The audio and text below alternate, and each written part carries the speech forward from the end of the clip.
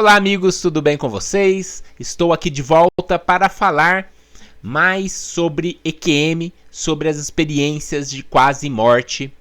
E neste vídeo vou ler aqui um relato, né, coletado pelo Dr. Raymond Moody Jr., que é um médico americano que pesquisou sobre EQM e coletava relatos de pacientes que tinham vivenciado esta experiência de quase morte. Então ele montou um relato que contém características de vários outros pesquisados por ele. Então eu vou fazer a leitura dessas informações, porque eu achei algumas coisas curiosas e dá para fazer algumas correlações com as próprias experiências fora do corpo. Então vamos lá.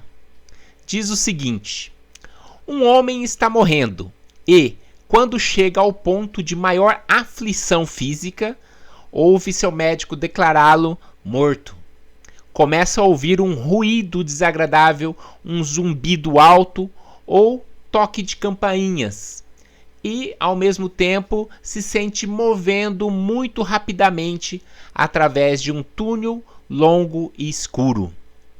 Depois disso, repentinamente se encontra fora de seu corpo físico, mas ainda na vizinhança imediata do ambiente físico, e vê seu próprio corpo à distância como se fosse um espectador. Assiste às tentativas de ressurreição desse ponto de vista inusitado em um estado de perturbação emocional. Depois de algum tempo, acalma-se e vai se acostumando à sua estranha condição. Observa que ainda tem um corpo, mas um corpo de natureza muito diferente e com capacidades muito diferentes das do seu corpo físico que deixou para trás. Logo, outras coisas começam a acontecer. Outros vêm ao seu encontro e o ajudam. Vê de relance os espíritos de parentes e amigos que já morreram e aparece diante dele um caloroso espírito de uma espécie que nunca encontrou antes, um espírito de luz. Este ser pede-lhe, sem usar palavras, que reexamine sua vida e o ajuda mostrando uma recapitulação panorâmica e instantânea dos principais acontecimentos de sua vida. Em algum ponto, encontra-se chegando perto de uma espécie de barreira ou fronteira, representando aparentemente o limite entre a vida terrena e a vida seguinte. No entanto, descobre que precisa voltar para a Terra, que o momento da sua morte ainda não chegou. A essa altura oferece resistência, pois está agora tomado pelas suas experiências no pós-vida e não quer voltar. Está agora inundado de sentimentos de alegria, amor e paz. Apesar dessa atitude, porém, de algum modo se reúne ao seu corpo físico e vive. Mais tarde, tenta contar o acontecido a outras pessoas, mas tem dificuldade em fazê-lo. Em primeiro lugar, não consegue encontrar palavras humanas adequadas para descrever esses episódios não terrenos. Descobre também que os outros caçoam dele. E então para de dizer essas coisas.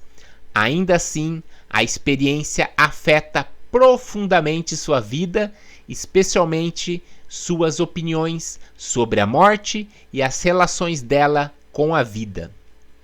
Bem, pessoal, então, basicamente, nesta descrição, temos aqui os principais pontos encontrados, né, pelo pesquisador relacionado a pessoas que têm a EQM. E eu achei interessante alguns pontos, né, que foi o ponto aqui inicial da experiência onde o sujeito diz que quando houve o médico declará-lo morto, né, então ele está ali em condição de morte clínica, ele começa a ouvir um zumbido, um ruído, e este zumbido, este ruído é justamente o EV, né, o estado vibracional. Ele comenta aqui, inclusive, que é desagradável, e é mesmo desagradável. Então, este mesmo ruído, essa mesma sensação que nós percebemos imediatamente antes de uma experiência fora do corpo, é a mesma durante o processo do desencarne.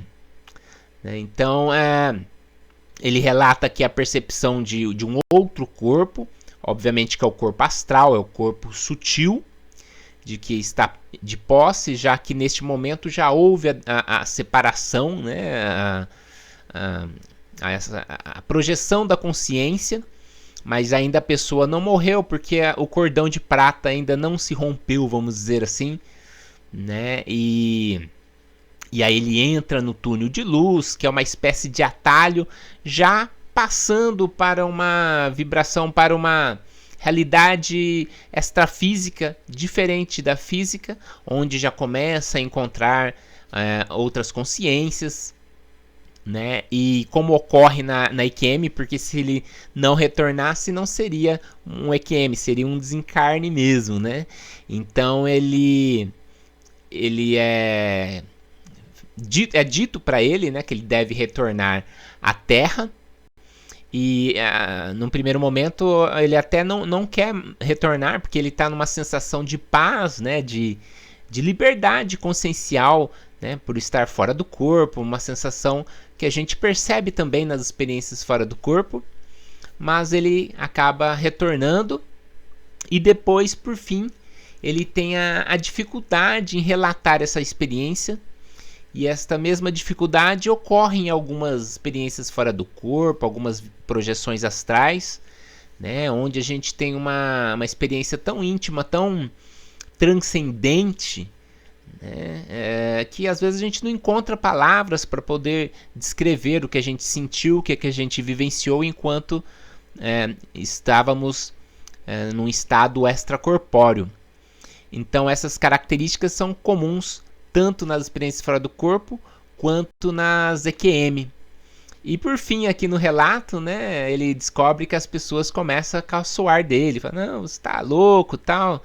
E é o que acontece com a maioria de nós, quando relatamos uma experiência fora do corpo, para aquelas pessoas que não estão acostumadas com esse tema, né, com este assunto. Fala, não, você sonhou, foi um sonho lúcido, foi uma coisa da sua cabeça. E às vezes começa até a fazer brincadeiras, né? Ah, você é um homem invisível, então tá atravessando parede, é ghost, é fantasma. Então essa mesma questão também ocorre.